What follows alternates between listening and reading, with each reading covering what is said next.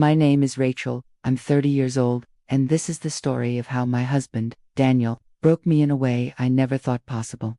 I made the worst mistake of my life, and yes, I cheated. There it is, I own that. I was unfaithful. But what Daniel did after I confessed, that was something else entirely. It wasn't just cold. It was calculated cruelty dressed in silence. Before we dive into this story, don't forget to hit that like button and subscribe to the channel. Now, let's get into it. Daniel was 27 at the time, working a dull soul-sucking desk job that drained him.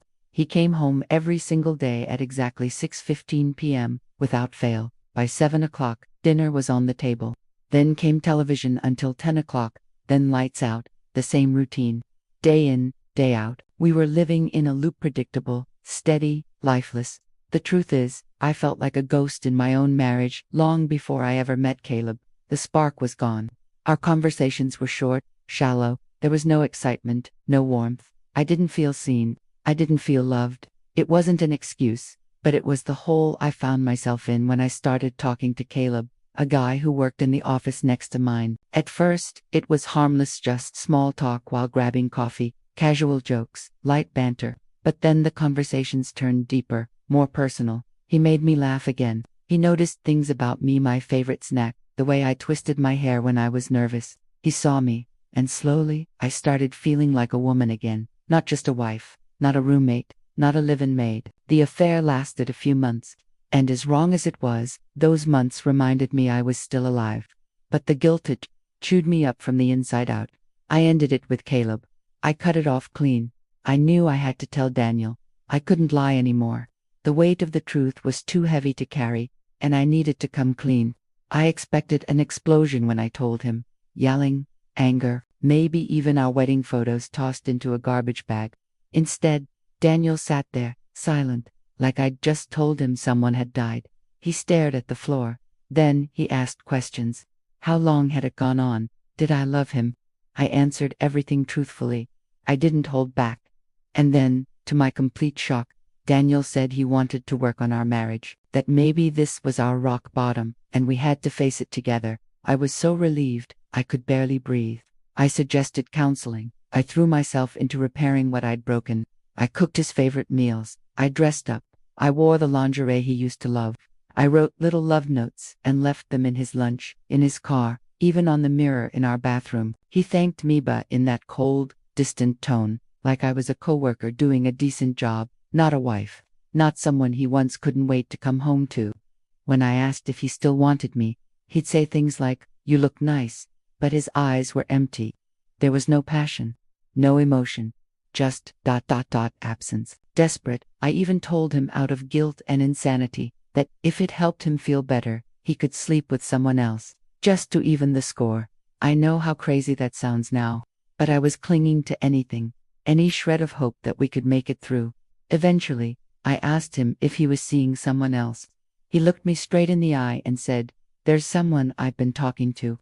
Just emotionally, a woman I met at work. We're getting to know each other." He said it so casually, like he was telling me what he had for lunch. Then I started noticing things. Laughter, whispered phone calls, the clinking of glasses late at night. A woman's laugh, the same kind of laugh I used with Caleb. That fake, flirty, over-the-top giggle. And then he reminded me, "You told me I could." I felt sick. All my effort, all my repentance, it had never been about healing for him. It was about punishment.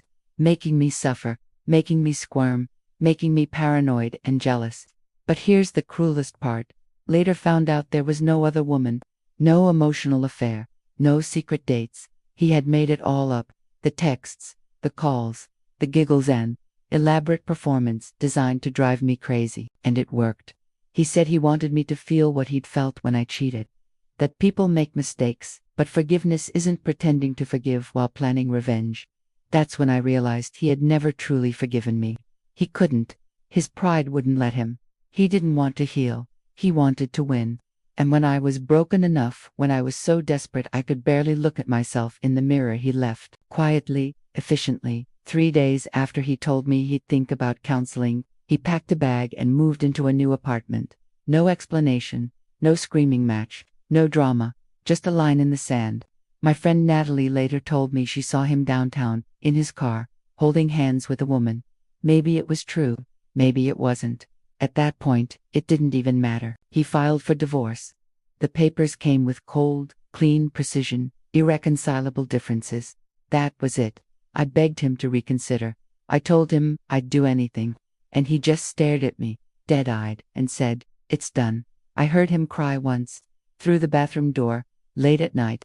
Quiet sobs that shattered me more than any insult could. That's when I knew I wasn't the only one hurting. But he chose cruelty over compassion. He chose to teach me a lesson instead of healing with me. He wanted control. He wanted the last word. And he got it. He never told anyone the truth. He let me keep the house. He spared my reputation. But inside, I was in pieces. Now, after all this time, I've started to rebuild. I've had to forgive myself. I'm not proud of what I did, but I owned it. I learned from it. And I know I deserve love. I deserve grace. And if Daniel couldn't see that, if he could only respond to pain with more pain, then maybe he never really loved me at all. He once told me I had broken something in him that could never be repaired. But what he did broke me too. And while he might be out there now, trying to start something new, I hope he's learned that real love isn't about revenge. But I'm not waiting around for him to figure that out. I'm done. I'm free. And that's the real ending to my story.